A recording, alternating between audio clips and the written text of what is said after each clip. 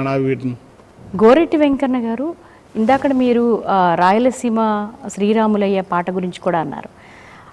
ఖచ్చితంగా తెలంగాణ ప్రాంతీయ భావజాలం ఏవైతే ఉంటుందో, అలాగే ఆ ప్రజలు ఎదుర్కొన్నటువంటి బాధలు కావచ్చు, ఆ పేదల యొక్క బాధలు కావచ్చు, ఏ రకంగా అయితే మీ రచనల్లో మీ సాహిత్యంలో కనపడుతుందో, అదే రాయలసీమ గురించి కూడా అంత అద్భుతంగా ఎలా రాయగలిగారు? రాయలసీమ దగ్గర మాకు కృష్ణదారితే అదే కదా. శ్రీరాములయ్యలో రవి గారు, పట్టల రవి గారు రాపిచ్చిన పాట.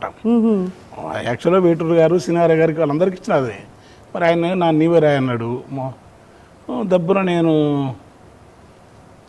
దవ్వునని మాటని దబ్బున అంటున్నా, పలమూరు భాష రాయమంటే ఫస్ట్ చరణం చెప్తాను, నమ్ముతారా?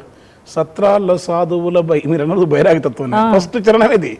సత్రాల్లో సాధువుల బైరాగి తత్వాలు సీమ ఊరూరున మారుమోగుతావి, శిథిలమైన గుళ్ళు శివనందులమ్మో శివనందులమ్మ, వీర బ్రహ్మమ్మటము సీమకే మకుటం సీమకే మకుటం. అట్టొచ్చింది. నా తల్లి రాయలసీమ రతనాల సీమ, అది ఫస్ట్ అట్టొచ్చింది. అక్కడే కలియుగంబున నరులు ఓర్వలేరని ఏమో నల్ల రాయి వెలిసి ఎల్లలో లేలే వెంకటాచలము భూ వైకుంఠ స్థలము వైకుంఠ స్థలము దర్శించిన జన్మ ధన్యమవుతా ఓ పుణ్యమవుతాదని. అది శ్రీశైలం. ఇక్కడ కైలాసం చెప్పినా అక్కడ చెప్పిన. అప్పుడు చాలా 30 ఏళ్ళ కింద రాసిన పాట, సినిమాలో బాగిట్టది. మీరు ఇప్పటివరకు ఎన్ని పుస్తకాలు చదువుంటారు, ఎన్ని ఉపనిషత్తులు చదువుంటారు? అవన్నీ తక్కువ. ఇట్లనే ఫ్రెండ్స్. ఇప్పుడు ఈవెన్ శివనాగిరెడ్డి, ఇంత గొప్ప సాహిత్యం, ఇంత గొప్ప రచనలు. నేను అంటే చదువుతాను కానీ చదివినని చెప్పడం మనకి ఎంత, మనకున్న టైం ఎంత, మన జీవితం ఎంత, చదివి అర్థం చేసుకునే. పాణిని అష్టాధ్యాయి కూడా చదువుతా, అర్థమవుతుందా? కుంతకుని ఒక రూతి చదువుతా, అర్థమవుతుందా? ఆనందవర్ధని సిద్ధాంతం పనిగట్టుకొని చదువుతా కూర్చొని అర్థం కావాలి కదా.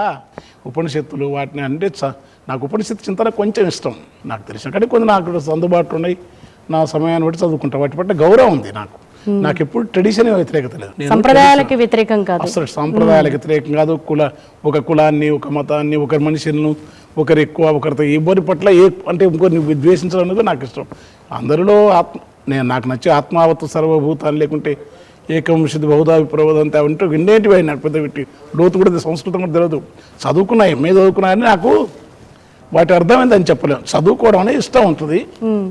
చదువుకునే ఒక చిన్నప్పటి నుంచి మనకు పుట్టిన పండిత సాంప్రదాయ సుత పాండిత్యం వినికిడి కొంత గురువుల వల్ల కొంత నేర్చుకొని పని కట్టుకొని మౌలికమైన తత్వశాస్త్రం మాత్రం ఇష్టం. మౌలికంగా తత్వశాస్త్రం ఇష్టం, తత్వ ఇష్టం. అది ఎంత అర్థమైందని చెప్పలేను. నాకు అర్థమైన తత్వం నేను చదివిందంటే నువ్వు బాగుండాలి, ఇతరులు బాగుండాలి, గంతే కోరుకుంటా.